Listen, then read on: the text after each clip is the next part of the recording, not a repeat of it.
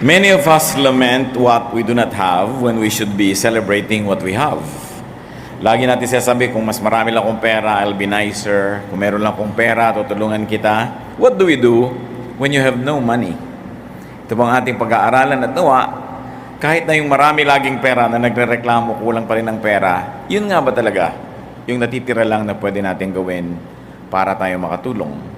Heavenly Father, we thank you that you are God, you provide, you love us and protect us. Forgive us our sins, cleanse us, make us whole. Enable us to approach your throne of grace, to receive your blessing, your correction. Nawa Panginoon, sa aming pagtitipon, patnubayan nyo kami, ang inyong pong Espiritu makalaya at makakilo sa aming kalagitnaan. At dalangin namin, we will not only increase in knowledge, but we will actually increase in spirituality, that we can see things through your eyes, do things your way, and understand many things by your wisdom. So we ask you, Father, to be our speaker, lead us unto greater knowledge of you, teach us practical application of our spirituality. Forgive us for all our iniquities, punuin niyo po lahat ng mga kakulangan namin, ilayo niyo kami sa gawa ng mga masasamang tao at masasamang espiritu, at dalangin namin, palakasin niyo rin ang aming katawan, ang aming isip, ang aming emosyon. Lead us, Father. Bless your people. In the name of Jesus Christ, our Lord, we pray. Sa Acts 3, 1-5, we see here a very classic example of a person who had no money but was able to help. One day, Peter and John were going up to the temple at the time of prayer at 3 in the afternoon.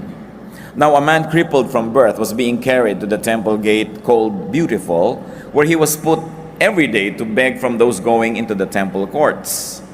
When he saw Peter and John about to enter, he asked them for money.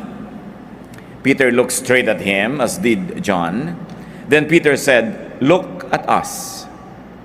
So the man gave them his attention, expecting to get something from them. You know, a crippled beggar asked Peter and John for money. Kaugalian po ng mga tao noong araw at hanggang ngayon din naman sa maraming mga bahay dalanginan in many places of worship, nilalagay po nila yung mga may sakit, yung mga lumpo, mga bulag doon sa may pintuan ng templo para sila ay humingi ng limos. Sapagkat inaasahan na bago ka lumapit sa Diyos, gagawa ka muna ng mabuti sa iyong kapwa. Bago ka humingi ng blessing sa Diyos, magbibigay ka muna ng blessing sa iyong kapwa. Meron ding spiritual dimension, yung paglalagay po ng mga may sakit dyan sa paanan ng hagdanan ng mga templo at bahay dalanginan, sapagkat naniniwala rin ng marami na mayroong dadalaw ng mga banal na tao, mga kinakasihan ng espiritu, pupunta doon sa templo at sakali man ay makapagbigay sila ng payo o lunas o kagalingan sa mga may sakit. Kaya hindi lahat ng namamalimos sa pintuan ng mga simbahan ay humihingi lang ng pera. Yung iba, ang hinahanap nila, madaanan man lang sila ng anino ng isang kinikilala nilang banal na tao at naniniwala sila na merong magiging blessing sa ganong uri ng gawain.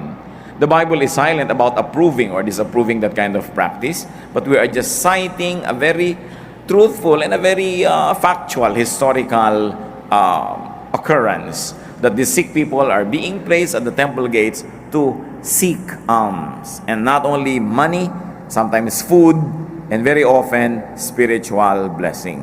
And so this was the case of this crippled man. Mula pagkabata ay lumpo na ang lalaking ito, kaya lumaki na lang siya sa awa ng iba. Hindi natin alam kung mga kamag-anak niya ay nagdadala sa kanya, ulila ba siya o ano, pero itinuturo lagi sa kultura ng mga Israelita na maging matulungin sa mga kapuspalad. Kaya merong nagdadala sa kanya, idinedeliver siya doon sa may pintuan, sa may hagdanan ng templo, araw-araw para siya mamalimos. The Israelites went to the temple 5 times a day to pray. So maraming pagkakataon na siya ay matulungan. At ipinakikilala ang espiritualidad kasama ng mabubuting gawa sa mga kawawa, sa mga hikahos at mga may sakit. Nung dumadaan itong si Pedro at itong si John, ay humingi sa kanila ng limos itong lalaking ito. Pera ang hinihingi niya at siya ay nagulat nang sinabi ni Pedro, "Tumingin ka sa akin, tumingin ka sa amin. Titigan mo kami, may sasabihin kami sa iyo." Akala niya malaking pera ang ibibigay. Acts 3, 6-8.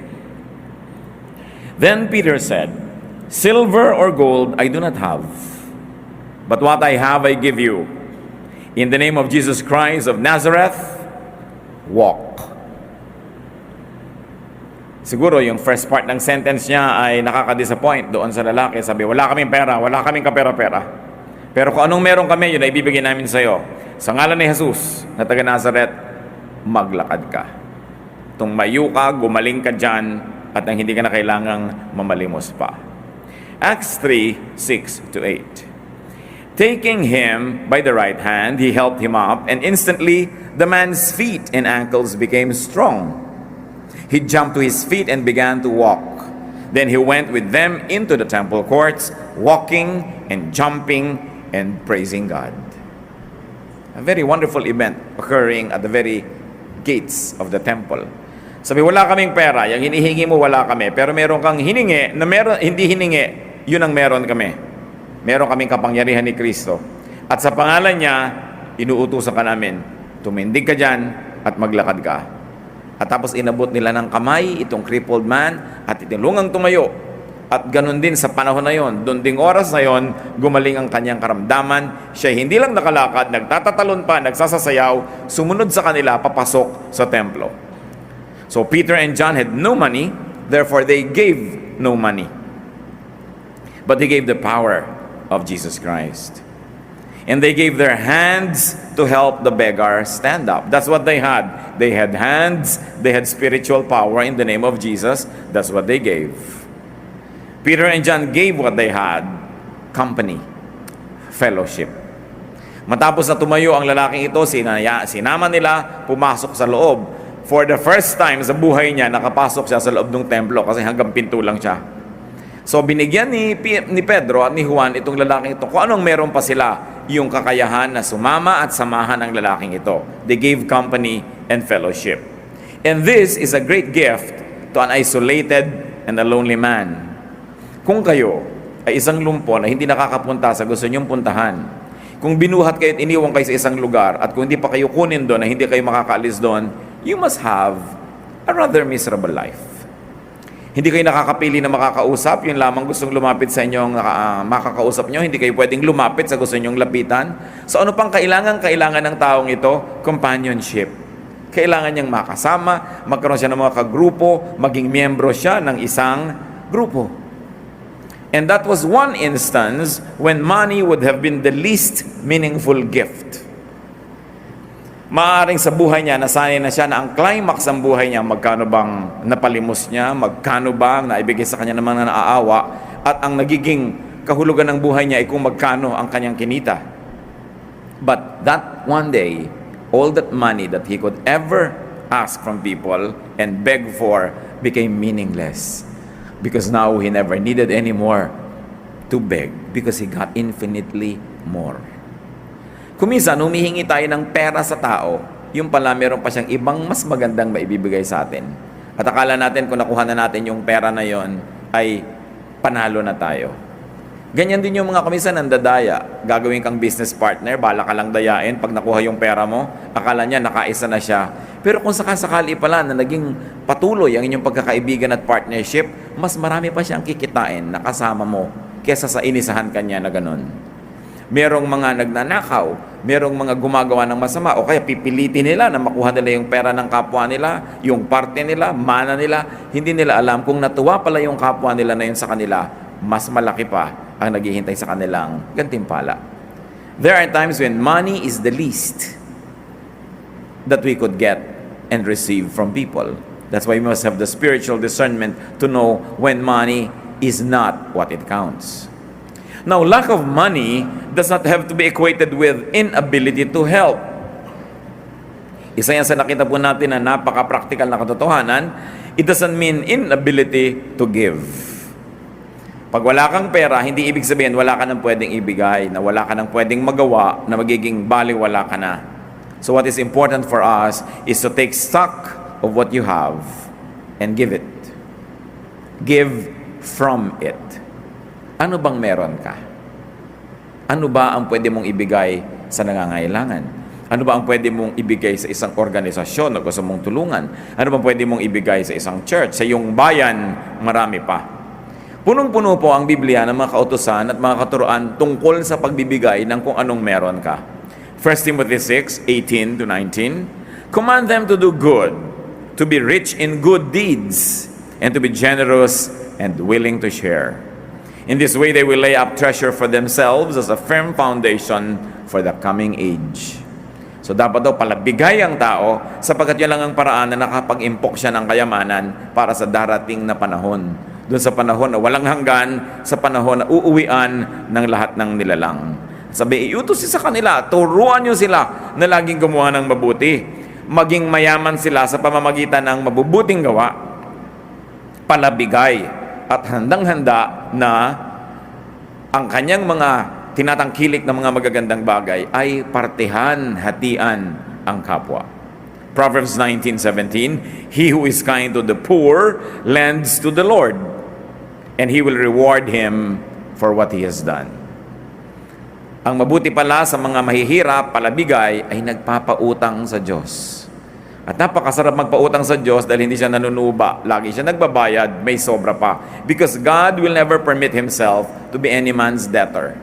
He will never permit Himself to be indebted to any human being. That's why when you give to God, it becomes a very, very wonderful and sure investment. Now, to give to the poor doesn't always mean to give money, and poor doesn't always mean poor in material wealth. Because there are many people who are spiritually and emotionally poor. We must consider them as well, and we should continue to give to them as we have, as we are able to give. Proverbs 11:24, one man gives freely, yet gains even more. Another withholds unduly, but comes to poverty. Maobserbahan niyo po sa Biblia, mga kapatid, ang dami-daming mga ironies at mga kabaligtaran. Isa na dito yung binanggit ng Proverbs 11:24, meron daw mga taong sobrang palabigay, pero lalo namang nagkakaroon. At meron naman ang dadamot, lalo namang nawawalan. Kaya napakahalaga na sinusunod natin yung katuruan to be generous, to give when we are able. At bakit po natin ito pinag-uusapan, mga kapatid? Una, dahil talagang foundational to spirituality yung giving. For God so loved that He gave. Yan ang isa sa mga definition ng loving, giving. Sabi nga nila, you can give without loving, but you cannot love without giving. Minsan, gasgas na yan, quotation na yan. Pero totoo, hindi mo pwedeng sabihing nagmamahal ka pero wala kang binibigay. Sabagat ang tunay na pagmamahal ay naipapahayag sa pagbibigay. And love is not love until you give it away. The intention to give is not yet love. The act of giving is a definition of love. So one who gives friendship naturally begets friendship, and one who withholds friendship naturally loses it. In a manner of speaking, you keep only what you give away, and ironically, you lose what you selfishly keep. Sa buhay espiritual, marami pong kabaligtaran. Yung ipinapamigay mo, yun lang ang bumabalik sa iyo. At yung pinipilit mong kamkamin, sarilinin, yun naman ang nawawala. Proverbs 3:27-28. Do not withhold good from those who deserve it when it is in your power to act. Napakadaling maintindihan, pero madali bang i-apply? Huwag daw pagkakaitan ng mabubuting bagay ang mga karapat-dapat tumanggap nito. Sabi natin, syempre naman. Pero tanong, meron kayong kilala, kaibigan, meron kayong kapatid sa Panginoon, merong tindahan, naghihirap siyang mamili, magtinda, pinagtutubo nyo ba o hingi kayo ng hingi ng discount? The person na namumuhunan deserves to profit. Kaya nga siya nagpapagod, gumigising ng maaga, nagtitinda para siya tumubo. Tapos wala kang gagawin kundi humingi ng discount. Pag merong ahente na nagbebenta sa'yo ng kotse, ng lupa, ng insurance, alam ko may komisyon ka dyan. Hati na lang tayo sa komisyon mo, bawasan mo naman yung komisyon mo. Kaya nga siya nagtitinda niyan para siya magka-komisyon, tapos hihingin mo yung komisyon niya. That is withholding something from the one who deserves it. Because the person works. And when you plant, you harvest. When you work, you benefit from your work. Nobody plants without the promise of being partakers of the harvest. Maraming mga ganon. Deserve nila, inaalis natin yung dapat sana ay sa kanila. Yung mabuti sa atin, they deserve na gawa natin ng mabuti. Yung nagbibigay sa atin, they deserve na suklian natin yan. When people have earned it. Sasabihin pa natin, pambira naman yung doktor na yun. 3 minuto lang akong tiningnan, tapos 500 ang bayad. 9 na taon naman nag-aral yun, ano? Gusto mo 9 na taon ka rin yung tingnan para magbayad ka ng mahal. Sabi mo, sandali lang akong tiningnan. Pero ang tagal niyang pinag-aralan kung paano ka titingnan. Kasi mo, ang gusto mo, 3 minuto kang tiningnan, 3 piso ibabayad mo sa kanya. Ay ang mahal-mahal ng puhunan niya sa pag-aaral. Minsan we have misplaced values. Akala natin ganun lang yun. Pero syempre, pag espesyalista, bayaran mo ng mahal. Quality is expensive. Merong gusto, ang ganda-ganda ng bibilin, ayaw naman magbayad. Tatandaan natin yun, reward people who work. Make it a habit to reward people who work. And one of that is to allow them to earn. What can we give to people? Nakita niyo po si Peter and John, ibinigay nila yung nasa kanila, kapangyarihan na spiritual, at yung mga kamay nila na pwede nilang iabot. Na, meron sila nun eh. At yung oras nila para makisalamuha, makipagmabutihan, makipag-fellowship doon sa taong hindi pa naranasan kahit kailan na may makasama at pumunta doon sa loob ng templo. Sa atin ngayon, what can we give to people? And I like you to think of people you love, those who love you, those who are good to you, and those who you think you are good to. We have to give people attention. Ang kakulangan sa atensyon ng isa sa mga pinakamalaking karukhaan ng tao ngayon, kulang na kulang sa pansin. Marami ngayong mga bata lumalaki, isa lang yung magulang na kasama sa bahay dahil nagtatrabaho sa malayong bayan. Kumisa nga parehong wala pa. Kulang sa pansin. Maraming mga asawa kulang sa pansin. Maraming mga magulang kulang na kulang sa pansin. Ewan ko lang kung i-score natin yung sarili nyo ba?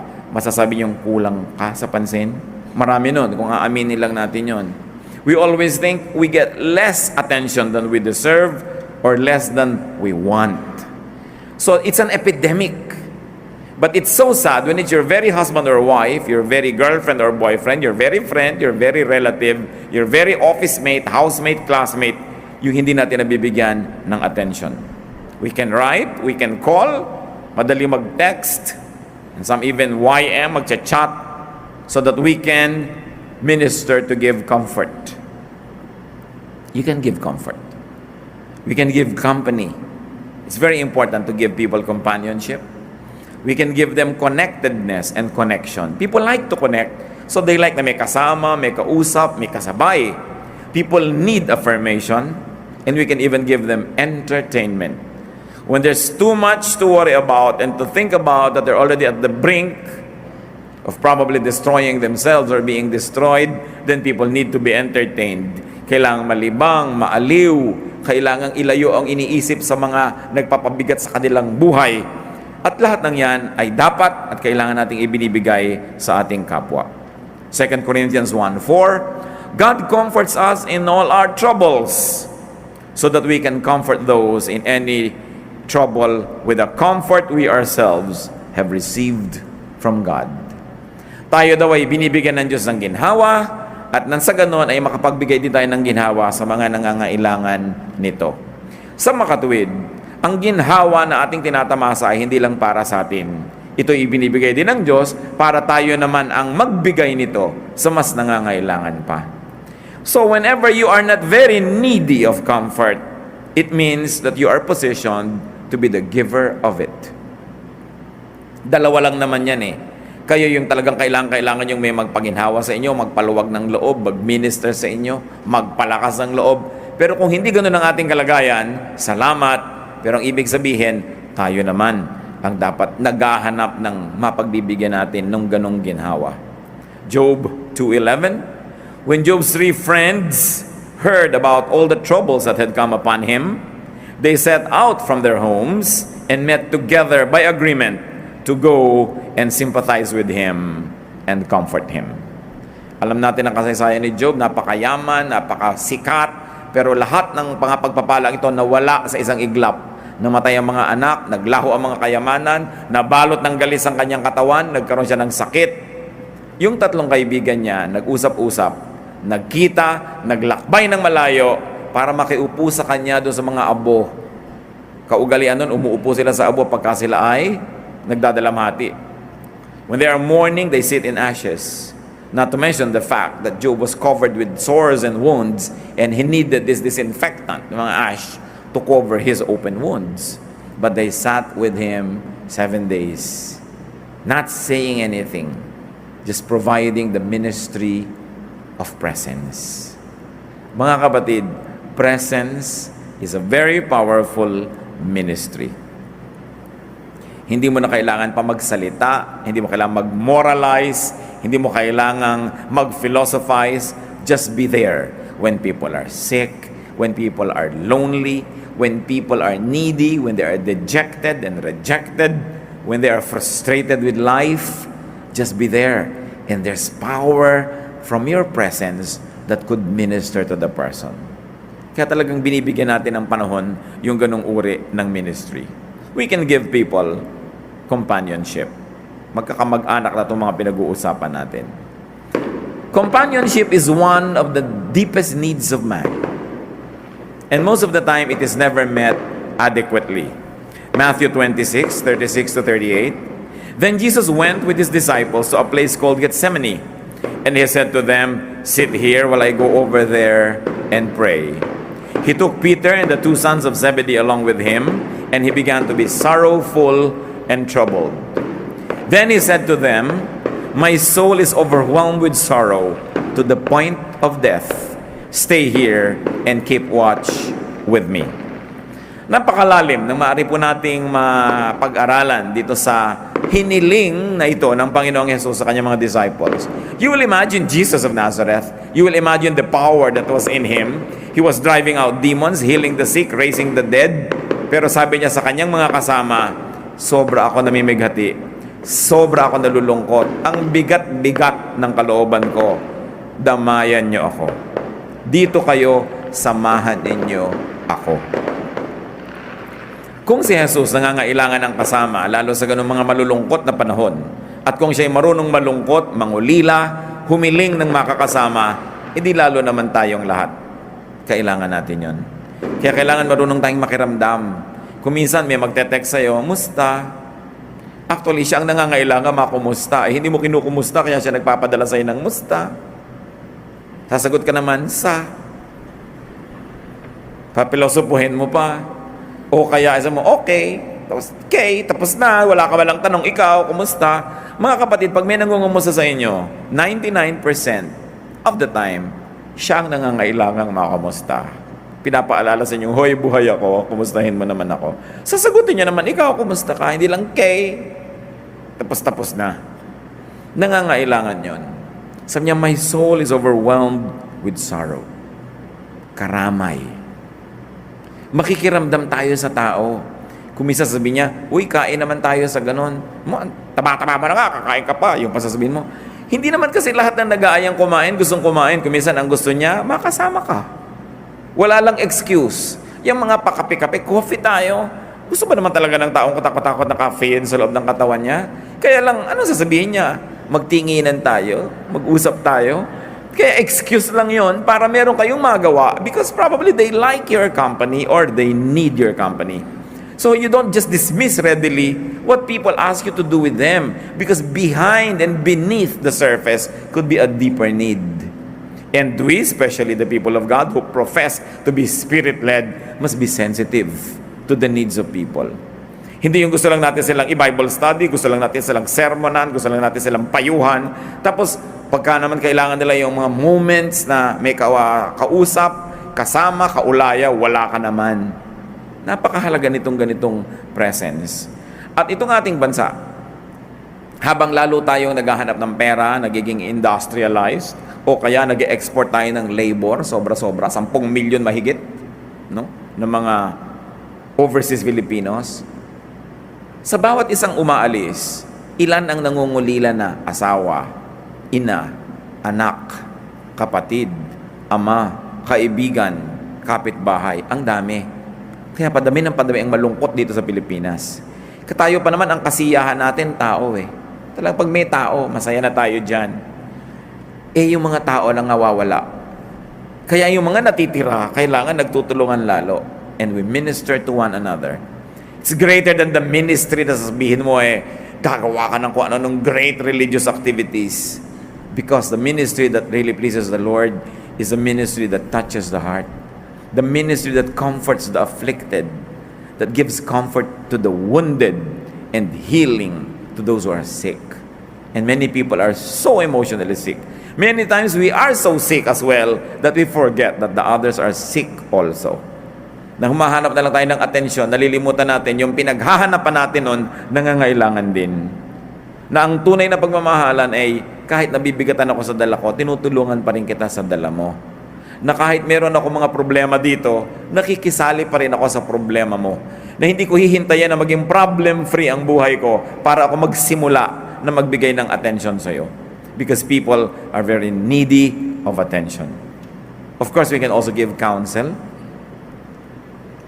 Proverbs 27:9, perfume and incense bring joy to the heart, and the pleasantness of one's friend springs from his earnest counsel.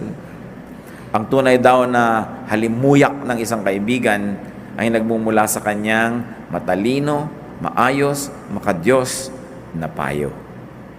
Kaya nagbibigay tayo nun. Naturally, we give people prayers. Wala namang gastos para ipanalangin mo ang isang tao. Liba na lang maarte ka, kailangan pang manalangin sa paanan ng bundok, Golgota, medyo magastos yun. Pero kahit saan ka naman, pwede ka mag-pray. So, hindi ka nagkakagastos, pwede mong ibigay yan.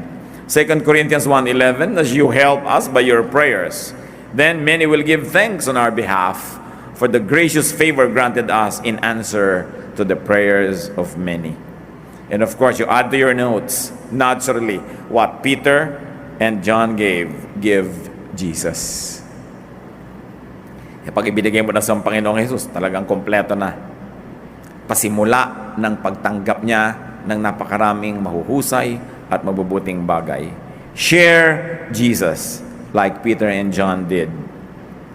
But remember this, sharing Jesus needs practical deeds. Hindi lang tanggapin mo si Jesus, period. Kailangan sinasamahan mo, tinuturuan mo, ginagabayan, ipinapanalangin, binibigyan ng companionship. Pag pinag-aralan natin yung Christian movement, yung kauna-unahang mga pagsasama-sama nila, they were full of practical ministrations. Hindi sila tadtad ng theology, hindi sila tadtad ng mga kung ano-ano mga difficult studies, pero punong-puno sila ng pagtutulungan, pagmamahalan, pag-iibigan. And that made the initial Christian movement very, very powerful. Because love is the most powerful of all powers. And nobody can resist love when love moves. That's why Christianity was very powerful. Because it was propelled by love, defined by love, encouraged, empowered by loving. Do not let lack of money stop you from giving. Minsan meron tayong poverty mentality. Akala natin kung wala tayong pera, tayo na lang lagi dapat ang tumatanggap. Tayo na lang dapat lagi ang mareregaluhan. Libre lahat dahil mahirap tayo. Hindi yun totoo. Pera, isa lang yan sa pwedeng ibigay. Ang dami pang iba. But we should always be giving because giving gets us involved in the cycle of life. What is life? Inhaling, exhaling, eating, defecating, in, out. Ganon talaga ang buhay. Giving, receiving. If you do not give, you do not complete the cycle. If you keep receiving and receiving and receiving, subukan nyo, mag-inhale kayo. Inhale, inhale, inhale, and don't ever give it up. Don't exhale. Sasabog kayo nun. You'll die. Because you have to inhale and exhale. You have to receive and give so that you will have balance. Giving connects us to people. What better connection can we have with people than the giving connection?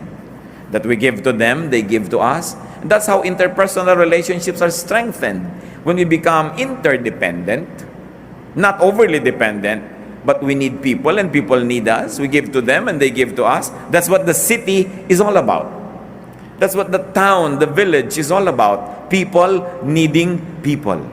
You want the baker to be there. You want the bartender to be there. You want the preacher to be there. You want the laborer to be there. You live in a village. You live in a town or a city where people minister to people. You don't live a hermit's life. That's what being together is all about. So giving connects. Giving earns for us the privilege to receive. And not only that, to keep receiving.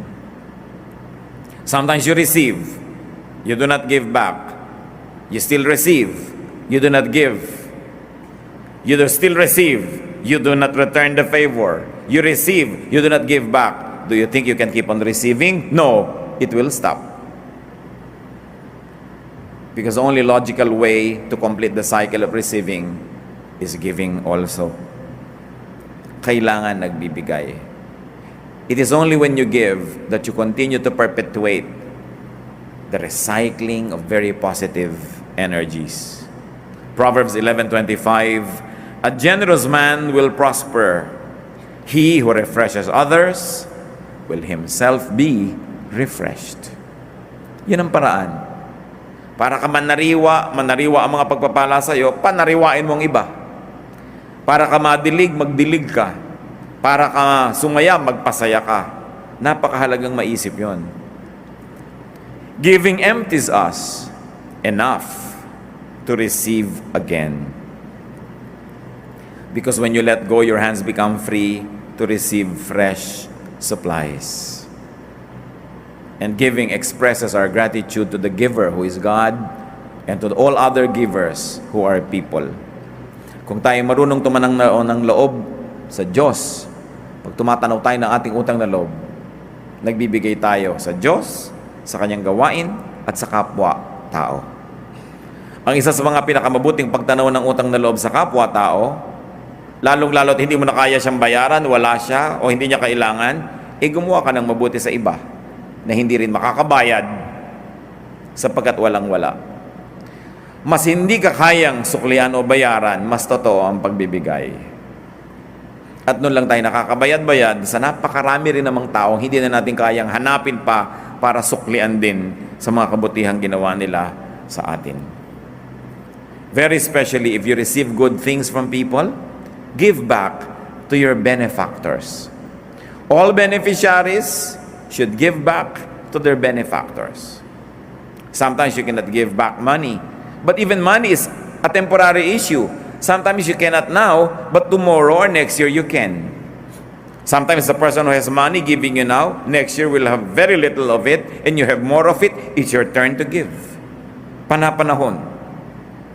Alam niyo, isa sa mga pinakamalaking nating pagkakamali, pag meron pala bigay sa atin na ang tingin natin mayaman, who has everything, hindi na tayo nagbibigay.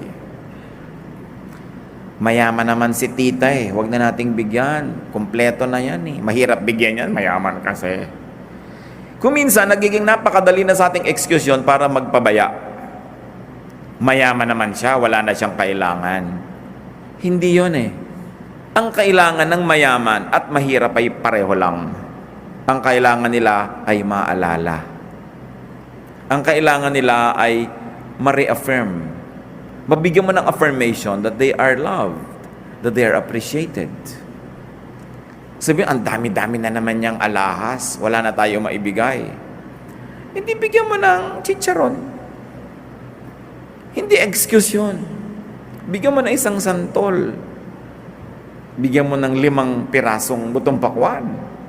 May ribbon. Nakalagay sa magandang lalagyan. Ang sinasabi lang doon, naalala kita. Kung gusto nyo mga kapatid na maging thoughtful, ang daming pwedeng ibigay sa kapwa. Many of them don't have to cost money. Makapulot ka ng magandang tuyong dahon, sulatan mo ng pentel pen, God loves you, and so do I. Diba? Saya naman makatanggap ng ganon.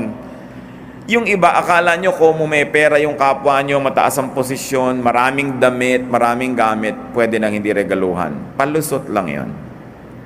If you really like to give, you give to the poor, you give to the rich. Because the rich man, like the poor man, needs love. We all just need love. A little bit more of it, if possible, a big bit more of it. That's what we want. And you can never go wrong when you give love.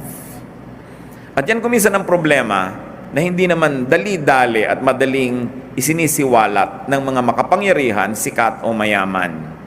That their relatives, their friends, and people around them don't give them anything anymore. just because they think they are self-sufficient. No man is an island, therefore no person is self-sufficient. Ang lahat, kailangan ng kahit konting pagtingin. Kahit pa sila, mga sasabihin nyo, makapangyarihan. And a person who gives will not run out of goods and will not run out of friends. It is the selfish who runs out of love. Yung makasarili, ang meron ng kaibigan, nawawala pa. Meron ng nagmamahal, nawawala pa. Kasi ang pagmamahal man, humihingi rin ng katapat na pagmamahal. Ang text naghihintay ng sagot, di ba? Ang sulat naghihintay ng sagot. Yung ginagawa mo na pagbibigay ng mabuti sa iyong kapwa, aminin mo mat hindi, naghihintay ka rin ng sukli. Kahit yun ay thank you, kahit yun ay isang kiss, kahit yun ay kotse o bahay o anuman, dapat sinusuklian. At hindi lang pera ang panukli. Actually, yun talagang pinag-uusapan natin dito. Don't ever have the excuse that just because you don't have enough money, you are already free from your obligation to be nice. Na magsukli. Give what you have. Tulad nila Peter. If not money, then service. 1 Peter 4:10, each one should use whatever gift he has received to serve others, faithfully administering God's grace in its various forms. Madalas mangyari ito sa magkakapatid. May sakit ang magulang nyo. Hili-hilian kung sino magpapa-ospital. Pakiramdaman kung sino ang pinaka hindi makakatiis. Bumubula na yung bibig ng magulang, nangingisay na, kulay asul na. Wala pang nangunguna kasi kung sino magdala sa ospital, siyang magbabayad. Pakiramdaman. Mga kapatid, siguro hindi naman mahirap isipin ganito. Natural, yung mas maraming pera, yun ang meron siya eh. Siguro mas maaasahan talaga na siya ang magbibigay. Pero ikaw na walang pera, di ikaw ang magbantay. Ikaw na yung magpabarot pa rito, mag-ayos-ayos. Kasi wala ka nang kontribusyon na pera. Give service. Sa magkakapatid, lagi nagkakahilian, ay si ate maraming pera yan, ay si junior, yan ang maraming pera, yan ang paggastos yan. Anong kontribusyon mo doon? Kailangan meron. Kung hindi ka makakapagbigay ng pera, serbisyo. Mahilig kayo maglinis ng mga nicho-nicho dahil November 1. Hindi ikaw makakapagbigay ng pintura, ng makalburot, kung ano-ano. Di ikaw magkulkul doon, maglinis-linis doon, magbrush. Kailangan mayroon ka i-contribute. Hindi lang pera ang kinocontribute ng tao. Lalo kung wala kang pera, dapat willing ka laging volunteer na maglingkod. Kasi yun na nga yung currency mo. Yung mga 10 mga daliri. Maglingkod, magtrabaho. Unfair naman na yung gumastos na siya pa yung nakabantay doon. And sometimes I see this illness in the way people think. May sakit si nanay, itong anak na namamasukan sa Maynila pang ipapatawag para alagaan si nanay. Ito nagang may na magtatrabaho sa Maynila ang nakakapagpadala ng pera. So yung kumikita ng pera, dapat hindi yan inaabala. Hayaan nyo siyang kumita. At yung mga nakatiwangwang dyan, kayong magtrabaho, magbantay, maggawa niyan. Para yung naghahanap buhay, patuloy makapaghanap buhay. Kanya-kanya tayo ng kakayanan. Kanya-kanya dapat ng assignment. Ang nangyayari kasi sa Pilipinas, yung pinaka-responsableng anak, sa kanya nalang ipinapasan lahat. Hanggang siya igupo, mamatay o magsawa, mag-abroad at hindi magbigay ng number kung nasan siya dahil talagang nagsawa na. Huwag nyo namang sobrang asahan yung naaasahan. Tapos lagi natin pinapalusot, yung nagpapalusot. Because that is not God's justice. You should reward those who work and punish those who do not. Sabi nga sa New Testament, if anyone does not work, he should not eat. Talaga ang higpit ni Paul sa kanyang mga bagay. Pero dahil napakarami naman talaga, abusero. If you cannot give money, then give other goods. Meron naman dyan, pupuntahan pa ng doktor sa bahay nila, doktor, wala po kaming kapera-pera, pasensya na kayo, talagang mahirap lang kami. Diba? Pero meron naman kayo dong mga prutas, pwede nyo nibigay. Meron naman kayo antik na kama, di ibigay nyo. At sa lagay, libre na lang, meron naman kayong pwedeng ibigay, ayaw nyo pa rin ibigay. So paglingkuran mo kami, pero yung amin pa rin. You must always give value for value. You must never try to escape responsibility. Kung meron kayong pwedeng ibigay, ibigay nyo. Huwag kayong mang palibre. Laging meron yan. Goods, service. Philemon 1:17, si Paul, nung merong isang runaway slave na naging Christian, pinabalik niya doon sa amo. Sabi ko, kilala kong amo mo. Sasabihin ko sa kanya, huwag ka na niyang idemanda, huwag ka na niyang parusahan, tanggapin ka na lang niya. Sabi niya sa 1:17, Philemon, so if you consider me a partner, welcome him as you would welcome me. If he has done you any wrong or owes you anything, charge it to me. Value for value. Sabi ni Paul, ikaw, marami kang utang na loob sa akin, ha? Naging Kristiyano ka dahil sa akin. Nakakilala ka kay Kristo dahil sa akin. Laki utang na loob mo. Bueno, itong slave mo na tumakas, naging Christian din, naglingkod sa akin, kinagigiliwan ko siya, pinababalik ko siya sa iyo, huwag mo na siyang singilin. Charge mo na lang sa akin. Kulang ka pa. So, value for value. Dapat ganun. Sa Romans 15:26-27, for Macedonia and Achaia were pleased to make a contribution for the poor among the saints in Jerusalem. They were pleased to do it, and indeed they owe it to them. For if the Gentiles have shared in the Jews' spiritual blessings, they owe it to the Jew to share with them their material blessings. Nagkaroon po ng mga tag-hirap sa Jerusalem kung saan yung mga Hudyo ay nakatira, at kung saan mula sa mga Hudyo, si Jesus, ang Kristyanismo, ay nakarating sa mga Gentiles. So nung umasenso yung mga Gentile churches, sabi nitong sumulat ng Romans, kayo, nakatanggap kayo ng spiritual blessing galing sa Israel. Anong marapat yung gawin? Hindi nyo sila pwedeng ma-bless spiritually. Sila nga ang nagbigay nun. Bigyan nyo sila ng pera. Magpadala kayo ng tulong. May pangangailangan sila ngayon, nahihirapan sila. Palitan nyo ng material blessing, yung spiritual blessing na nakuha nyo galing sa Israel. This is the essence of the verses. Sasabihin, hindi pwedeng libre-libre kahit spiritual blessing. Palitan mo ng ibang blessing. Maganda, spiritual din. Ngayon, kung hindi mo kaya yon o kulang, gawin mo iba. Serbisyo, o material, o gift. Dapat ganun, value for value. Di ba natin nakita? Pwede naman i-declare ng Diyos, o lahat ng tao, patawarin na lang lahat ng kasalanan, libre na lang kay lahat. No. That's not God's way. Jesus paid. May bayad. May bayad ang lahat. Walang libre. So dapat willing tayo na nagbabayad. Nakikitira ka sa kamag-anak mo, gumagastos ka ng kuryente, tubig, hilig-hilig mo pang mamlansya, number 3 ka pa mag-electric fan. Alam nyo, ang init ng mata ng mga tiyan nyo, nakikitira kayo, naka-electric fan pa kayo lagi. Baka akala nyo, hindi niya kinukwenta yon, no? Pag nagluluto siya, dapat 3 lang yung anak, 5 pirasong pork chop lang, inandong ka, naging 6. Bilang yun ng mga kamag-anak. Kala nyo ba? So dapat naman papalitan mo, naglilinis ka dyan, nag-uugas ka ng kotse, lalo't wala ka naman maibigay na pera. Serbisyo. Huwag yung tatamad-tamad ka, nanonood ka palagi ng TV, kinukwenta niya, ilang kuryente kaya nagagastos ito, panonood ng TV. Colored pa. Yung black and white nga ibigay nyo dito. Marami kasing tao hindi na nila iniisip. Akala nila ganun lang ang buhay. Always give. And when you have money, brothers and sisters, put it to good use. Make it talk. Because when money talks, people listen. So kung may mga ape, make your money talk para sila ma-redeem. No? Pagka merong mga kawawa, make your money talk. Put it to good use. Because the best use of money is being spent. Na yun, nararamdaman ang kapangyarihan yan. At pag ginamit mo yun sa tama, sa maganda, it becomes a blessing. When you have things, give. When you don't have things, give other things. You can give time, you can give service. Pero alam nyo, sabi nga ng isang kababata ko, sabi niya, ang sarap ipakisama ang pera. Totoo nga naman, yung nakikisama ka, yung bunutan, parang bilis-bilis mong magbunot ng pitaka. Hindi yung bayaran, talagang hindi mo mabunot-bunot, laging minauna na. Yung parang kakainisan ka na niya, di ka na isasama next time. Dapat ang bilis-bilis mong bumunot. Yun ang pinakamasarap ipakisama, pera.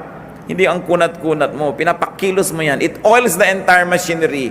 And it can do lots of good things and lots of wonders. Money opens doors. Money makes people smile. They give you the extra mile. So why don't you make it work? Especially if you have it. What do you give those who love you? What don't you give those who love you? Maganda siguro pag isip-isipan natin yan. Meron ba tayong mga napapabayaan na suklian, mahalin?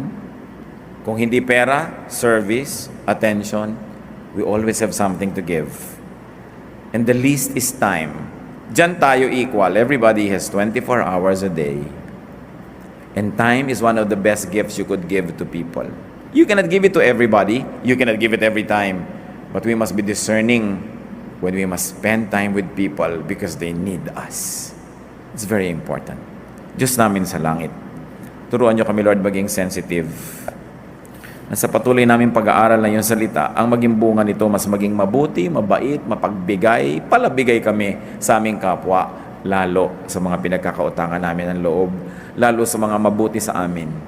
Turuan mo rin kami, Lord, na maging mapagbigay kahit sa mga hindi naging mabuti sa amin, kahit sa mga hindi namin kakilala. Panginoon, turuan mo kami, Lord, na matranscend namin yung selfishness, that we feel what people feel, at huwag namin panghinayangan yung ibibigay namin sa kanila dahil kaya lang naman kami meron, nauna na kayo, binigyan nyo na kami. Teach us not to be selfish, but to be generous. Because it is in generosity that we receive, it is in refreshing others that we get refreshed. Mag-isip-isip tayo mga kapatid, let's bow before the Lord. At nais kong hamunin ng bawat isa, baka meron kayo napapabayaan na mahal sa buhay o nagmamahal sa inyo, hindi natin nabibigyan ng pera, ng panahon, ng atensyon, ng pasalamat, isang paalala, sapagkat ito ang marapat gawin. Panginoon, sa pagbubulay-bulay naming lahat, ituro niyo kami mga pagkukulang kami. At nagpapasalamat din kami sa mga nagagawa naming tama, nagpapasalamat kami sa mga nagagawa namin na generosity, nagagawa naming kabutihan. Ituro mo, Lord, kung may pagkukulang pa kami. At nang sa ganon, mabless ang mga taong nagmamahal sa amin at kayo rin, Lord, matuwa. Let's spend some time before the Lord and ask Him to make us more sensitive, especially to people who need us.